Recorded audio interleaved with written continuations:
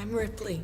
Where'd you come from? Amanda Ripley mirrored her mother, Ellen Ripley, in resilience and depth of character. Truly her mother's daughter, Amanda's life was never easy. When one problem seemed to resolve, another raised its ugly head. But none of that stopped Amanda from achieving her missions and goals. In this video, we will explore the exhilarating life of this thrilling character, who deserves to be in the movies. So without further ado, let's begin. Before we go into our explanation, we have a very small request. If you like our content, please support us by subscribing to our channel. This is a small click for you, but for us, it means a lot. Thank you. Let's begin.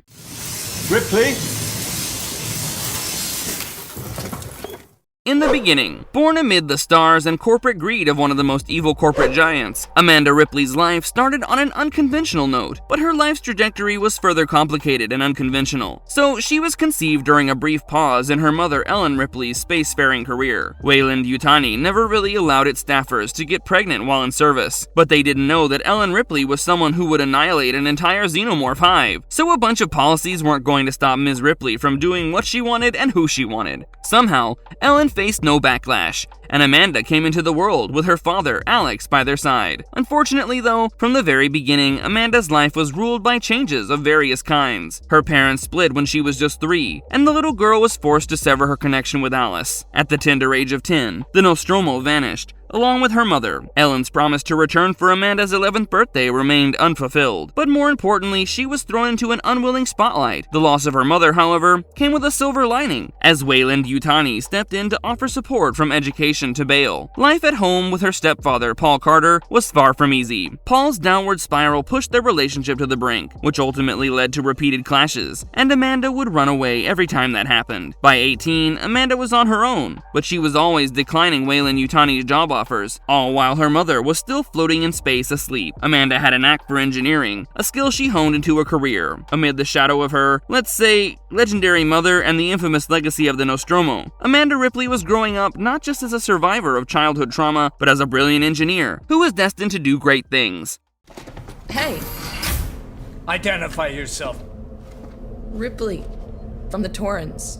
The hunt for her mother. Needless to say that when a young child loses their mother, it proves a profound impact on them. Death brings a closure, but if a child knows that her mother simply vanished in the depths of space, and that she may or may not be alive, the child is left searching for answers. Answers to questions that are nearly impossible to find, much like finding a needle in space. So Amanda was also haunted by the mystery of her mother Ellen Ripley's disappearance. But instead of letting this fear bring her down, Amanda channeled it into a quest for answers. Her longing became her strength, so to speak. Naturally, she ventured into the void after taking a job in the very sector where the Nostromo had become a ghost ship. It was there, on Luna's Tranquility Base, that Amanda's path crossed with Private Zula Hendricks and forged an alliance that would further strengthen her resolve. Much like Amanda, Zula was also a fierce warrior who battled the Xenos on more than a few occasions, and even joined hands with Amanda to destroy a black-sided bioweapons facility. Anyway, the breakthrough in Amanda's mission of finding out about her mother came rather unexpectedly. Samuels, a synthetic from Weyland-Yutani, brought news that lit a beacon of hope in Amanda's heart. You see, the Nostromo's black box had been found. Despite her initial wariness towards Samuels, the possibility of uncovering what happened to her mother was too compelling to ignore. Amanda agreed to join a Weyland-Yutani team on a mission to Sevastopol Station to retrieve the recorder. The journey to Sevastopol, aboard the Torrens, under the command of Captain Verlaine, was fraught with anticipation. And why not? Amanda was inching closer to her goal. However, upon arrival, they were greeted not by answers, but by chaos, and that was pretty much expected. We know fairly well that if something could go wrong in the alien universe, it will go wrong. The station's communications were a jumbled mess, and its docking facilities were wrecked. Determined, Amanda, Samuels, and Weyland-Yutani's legal advisor named Taylor braved a spacewalk to reach Sevastopol, only to be torn apart by an explosion that sent debris flying. Amanda, through sheer will, managed to make her way into the station via an airlock, but fate had more trials in store. Separated from her colleagues and cut off from the Torrens, she found herself alone in the bowels of Sevastopol, a place where shadows moved and silence spoke. Yep, I'm hinting towards the damned biomechanical monstrosities that we like to call Xenomorphs.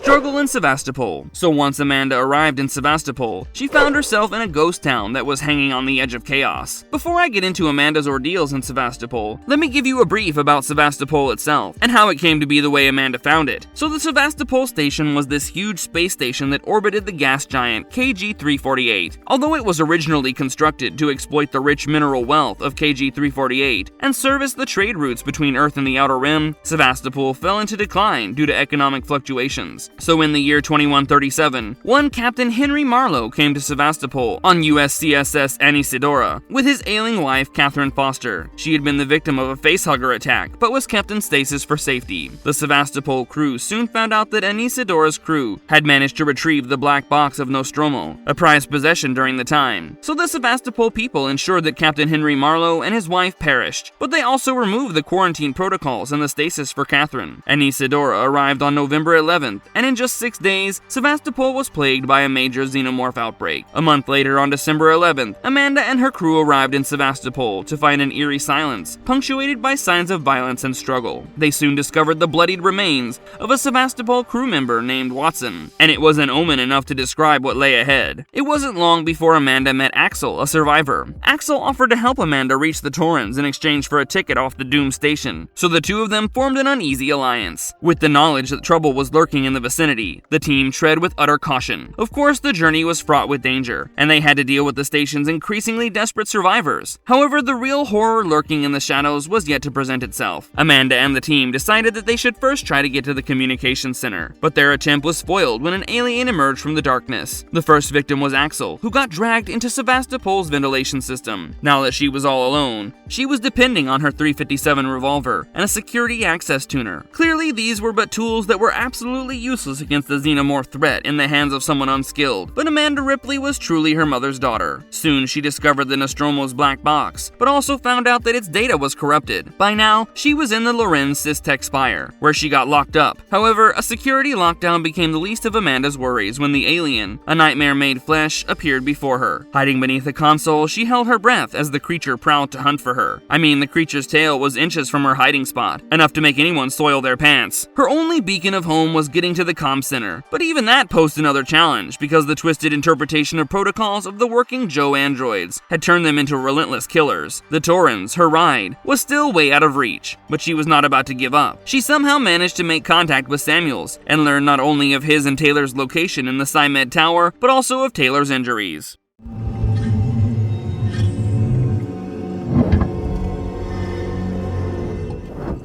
The mysterious black box. Amanda Ripley now went into the San Cristobal Medical Facility to get a trauma kit for the injured Taylor. Contrary to what she had expected, she was not alone, as she met Dr. Coleman, a doctor who served in Sevastopol. The guy was like a beacon of reluctant assistance and was scared shitless. He offered to help Amanda, but only if she retrieved a passcode and keycard that would let them into the hospital. Although she agreed to do what the doctor had asked, Amanda was being chased by a xenomorph. Somehow she managed to save herself and accomplish what Coleman had asked her to do. She was furious though, because he had placed her in the line of danger. Nevertheless, he apologized to her and prepared to leave his office, but a xenomorph had broken in and attacked and killed him. Wasting no time, Amanda fled to the hospital dispensary and recovered the trauma kit before initiating the evacuation procedure of the hospital so that she could find her way to safety. Yet as fate would have it, an explosion rendered her unconscious. But it was a blessing in disguise as it took out the xenomorph. Once she woke up, she was surprised to find the xenomorph gone. Amanda found Samuels and Taylor under the guns of Marshal Waits and Deputy Ricardo. She calmed the situation and learned from Waits that the Anisadora, which found the Nostromo's recorder, was responsible for the alien's presence. Marlowe, the captain, was detained, and the explosion that inadvertently saved our girl Amanda was actually a failed attempt by these guys to kill the alien. At the headquarters, Amanda interrogated Marlowe, and that's how she learns his crew had found the recorder and traced it back to a derelict on LV-426, where his wife got attacked by a facehugger. Seeking help in Sevastopol unleashed the alien, but divulging more, Marlowe tells Amanda that his information came with a price, his freedom, which Amanda couldn't offer.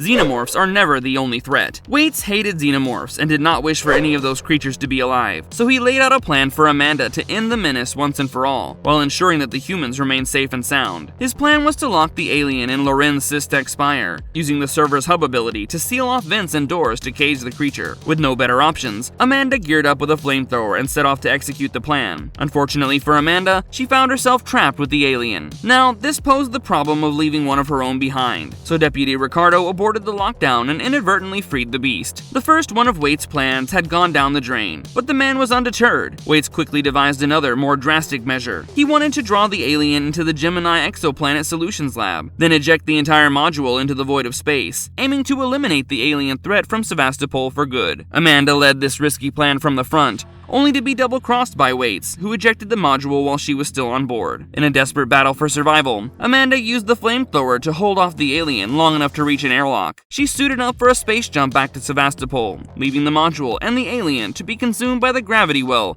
of KG-348.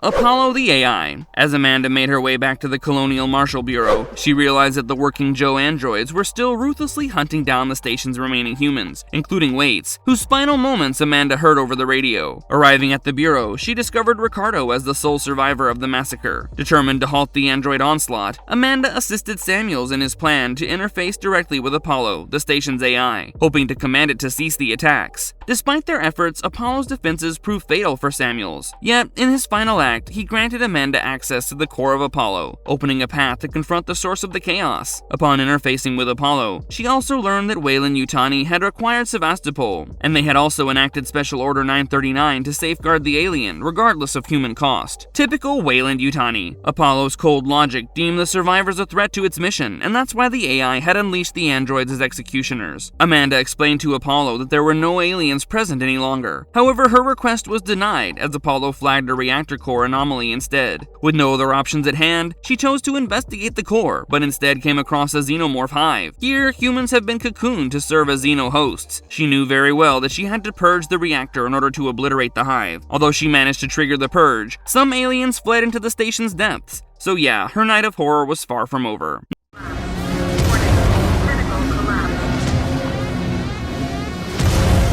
Destruction of Sevastopol. After the hive's destruction, Amanda learned from Ricardo that all this while Taylor had been acting on Weyland-Yutani's orders to secure the alien. In fact, she'd released Marlowe in exchange for the location of the LV-426 derelict. Yet Marlowe had other plans, and he kidnapped Taylor before heading to the Anesidora, his ship, which was still orbiting Sevastopol. Determined, Amanda commandeered an ambulance shuttle to chase him, as she saw the Anesidora as a potential means of escape. Aboard the Anesidora, Amanda found a personal message from her mother. She learned about Ellen Ripley's desperate efforts to annihilate the alien by destroying the Nostromo. When Amanda finally met Marlowe, she learned from him that he wished to obliterate Sevastopol and the alien by detonating the ship's reactor. However, before the plan could be executed, Taylor intervened, which allowed Amanda to thwart Marlowe's plan, though only to a degree. An ensuing explosion took Taylor's life, while Amanda narrowly escaped before the Anesidora was consumed by fire. The explosion was not really sufficient to annihilate Sevastopol, but it did critically damage its gravity stabilizers. Sevastopol's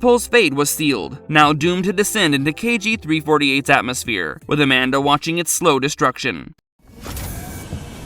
Ricardo? Oh God.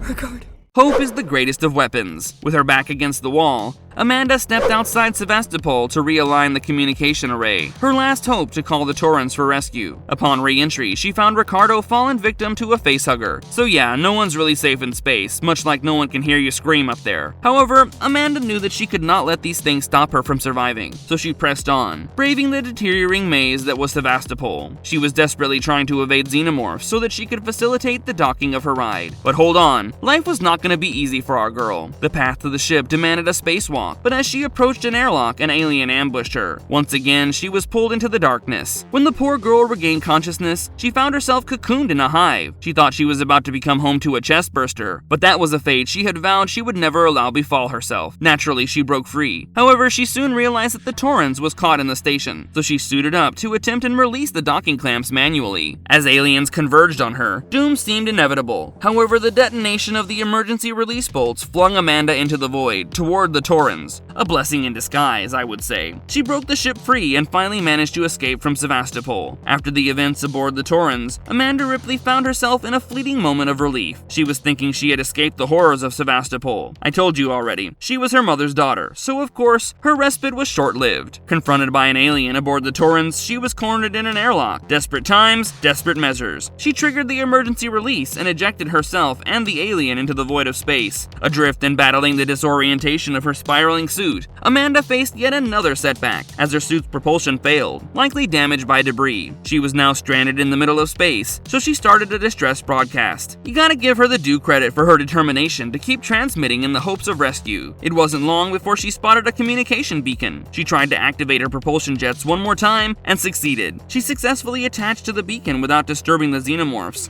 and sent out a distress signal on a wider frequency. Once it was done, she waited for rescue. Alone and adrift, she spent 3 days in space until the glare of a searchlight found her.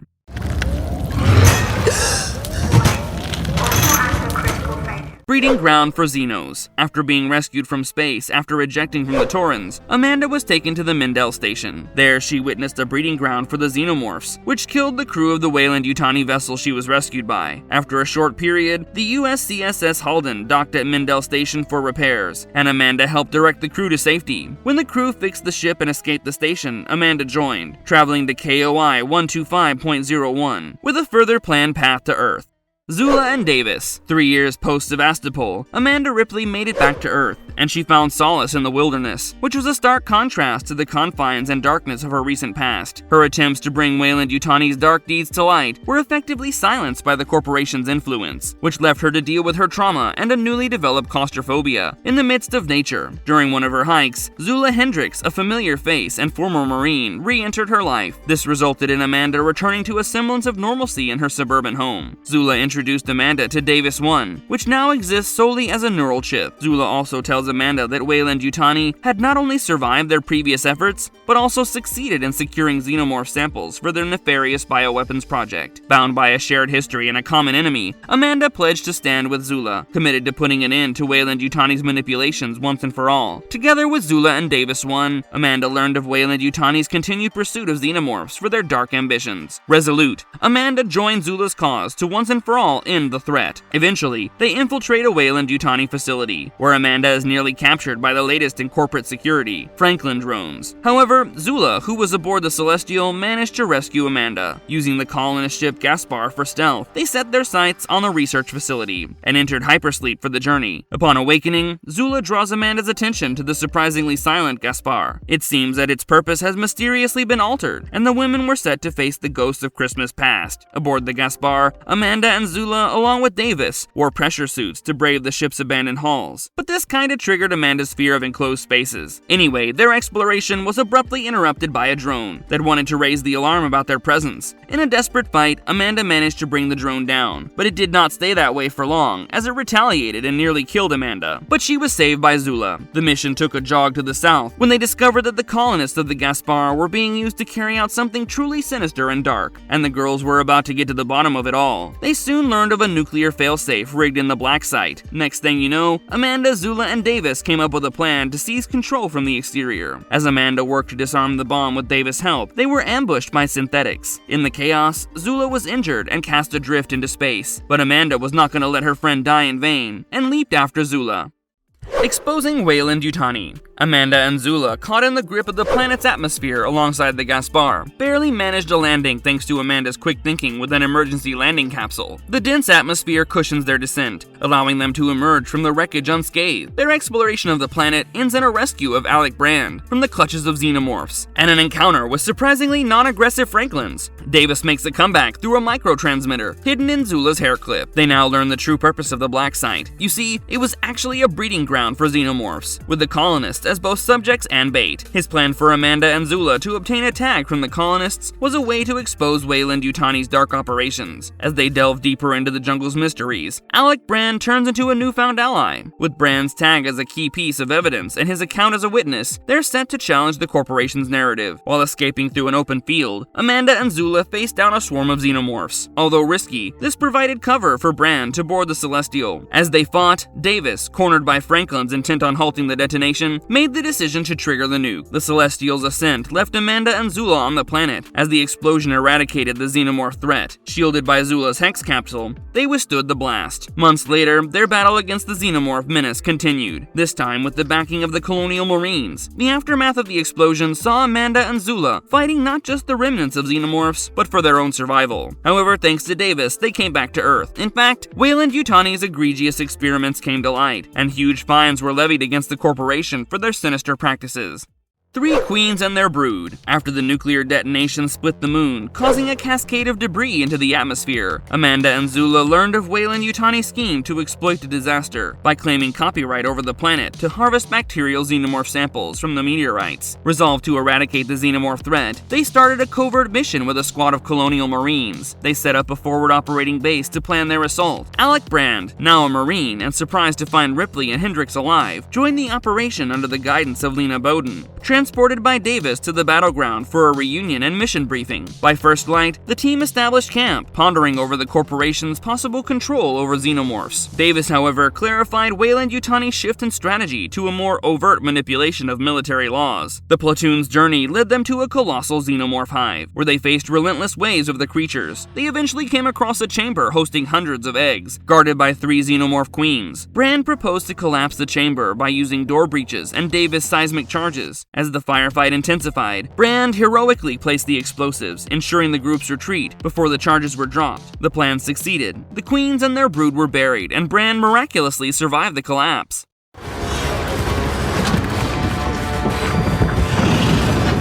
Later in life, Amanda Ripley chose to adopt the name McLaurin. Despite Carter Burke's claim that Amanda left no descendants, the lineage of Ellen and Amanda Ripley was continued through Alan Decker. Amanda died on December 23, 2178 at the age of 66, with cancer being cited as the cause. Following her cremation, she was laid to rest at Westlake Repository in Little Chute, Wisconsin. Yet her husband, Chad McLaurin, had a different story to tell. According to him, her death was a facade to protect her. She was preserved in cryostasis in hopes of a future cure for her ailment. In 2179, Ellen Ripley was rescued from space, a year after Amanda's reported death. Upon her arrival, Ellen sought information about her daughter, and Carter Burke, a representative of Weyland-Yutani, shared an image of Amanda in her later years. So that was Amanda Ripley for you, a young girl whose life was riddled with all kinds of hardships and trouble, but she didn't give up her fight. If you've reached this point in the video, I know that you love the Alien franchise and would love to know more. You've come to the right place because Marvelous Videos knows it's aliens. Stick around for more, and if you liked our content, don't forget to like and subscribe if you haven't already. Have a good one and be safe. Thanks everyone!